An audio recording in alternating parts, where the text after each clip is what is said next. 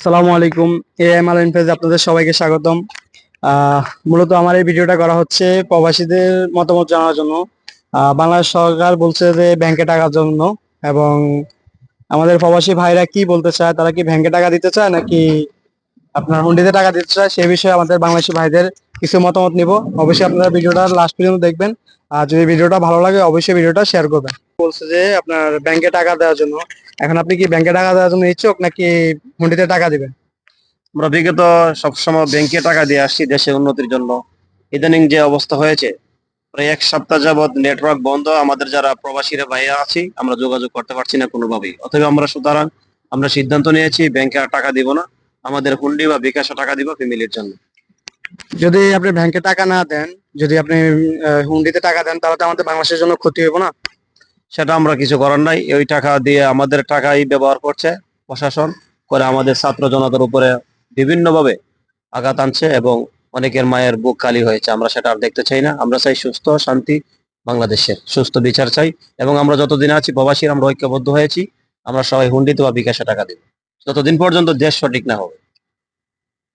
তবে সরকার, আমরা চাই সরকার যথাযথভাবে দেশের শান্তি বজায় আনবে এবং সুন্দর শৃঙ্খলা ভাবে যেন দেশ চলতে পারে, আমরা সেটা প্রত্যাশাই করি। দেখা হলো তার সাথেও কথা বলবো, সে কিসে টাকা দেবে, ব্যাংকে নাকি হুন্ডিতে টাকা দিবে, সে তার মতো ওটা শুনি। ভাই, আপনি কি ব্যাংকে টাকা দিতে ইচ্ছুক নাকি হুন্ডিতে টাকা দিতে ইচ্ছুক? আসলে এতদিন তো মনে করছি যে ব্যাংকে টাকা দিলে আমাদের উপকার হবে, দেশের জন্য, দেশ উন্নত হবে।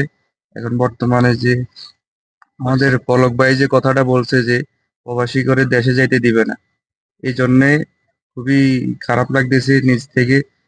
এখন লাগতেছে আমরা প্রবাসীরা কোনো অধিকারে পাইতেছি না বাংলাদেশে, এই জন্য চিন্তা করছি আর এখন থেকে ব্যাংকে টাকা পাঠাবো না, যাই যাইবো হুন্ডিতে টাকা যাইবো। কিন্তু আমাদের বাংলাদেশ সরকার তো বলছে যে ব্যাংকে টাকা দেওয়ার জন্য, ডেলি টাকা ডেলি হাতে পেয়ে যাবেন। না, হুন্ডি তো আরো তাড়াতাড়ি পাওয়া যায়। যদি আপনি হুন্ডিতে আপনি টাকা দেন, ব্যাংকে যদি টাকা না দেন, তাহলে তো আপনার বাংলাদেশ তো শ্রীলঙ্কার মতো হয়ে যাবো 3 মাস টাকা না গেলেই। এখন শ্রীলঙ্কার মতো হয়ে গেলে আসলে যে বাংলাদেশে যে মন্ত্রী এমপিরা যেভাবে কথা বলতেছে, তারাই বাংলাদেশটা ডুবাইতেছে, ঠিক আছে? এখন তারাই দেখবে এরা কি করে। যারা প্রবাসীরা তারা এখন তো টাকা পাঠাইবে না ব্যাংকের মাধ্যমে, সবাই বলতেছে হুন্ডিতে পাঠাইবে। তাহলে আপনারা সবার এক কথায় আপনারা ব্যাংক বয়কট করছেন, তাই তো? হ্যাঁ, সবার একই মত, একই কথা, সবাই ব্যাংক বয়কট। এটা কি আমার আপনার কথা নাকি সকল প্রবাসীদের কথা? সকল প্রবাসীর কথা, প্রায় 1 কোটির উপরে প্রবাসী আছে পুরো বিশ্বতে, সবার একই কথা, ব্যাংক বয়কট। আমরা আরো এক দেশি ভাইয়ের সাথে কথা বলবো, সে কিসে টাকা দেবে, ব্যাংকে নাকি হুন্ডিতে? আসসালামু আলাইকুম। সালাম, কি কি অবস্থা অবস্থা, ভাই? ভালো আছেন? আলহামদুলিল্লাহ ভালো, ভালো ভাই, আছেন? আপনি ব্যাংকে টাকা দিবেন না হুন্ডিতে টাকা দিবেন? ব্যাংক খালি পারলি ভাই, ব্যাংক খালি পারলি। এখন আমি এই মাত্র 50,000 টাকা ছেড়েছি বিকাশে, এই মাত্র 5 মিনিট শুধু হয়েছে। ব্যাংক খালি পারলি, আমাদের ভাই বোনের উপরে দেখছেন কিভাবে আক্রমণ করতেছে। দরকার নাই আমাদের ব্যাংক চালানোর, ঠিক আছে? ব্যাংক না চালালে তো আপনার বাংলাদেশ তো পরে শ্রীলঙ্কার মতো ধ্বংস হয়ে যাবে। হয়ে যাক, হয়ে যাক, এটা চায় ওরা, ওরা চায়, আমরা চাই না। ওরাও চায় যে বাংলাদেশ ধ্বংস হয়ে যাক ধ্বংস, আমাদের কোনো কিছু করার নাই এখানে।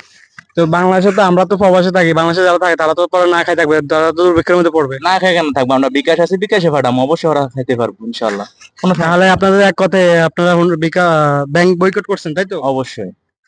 ঠিক আছে ভাই, ধন্যবাদ।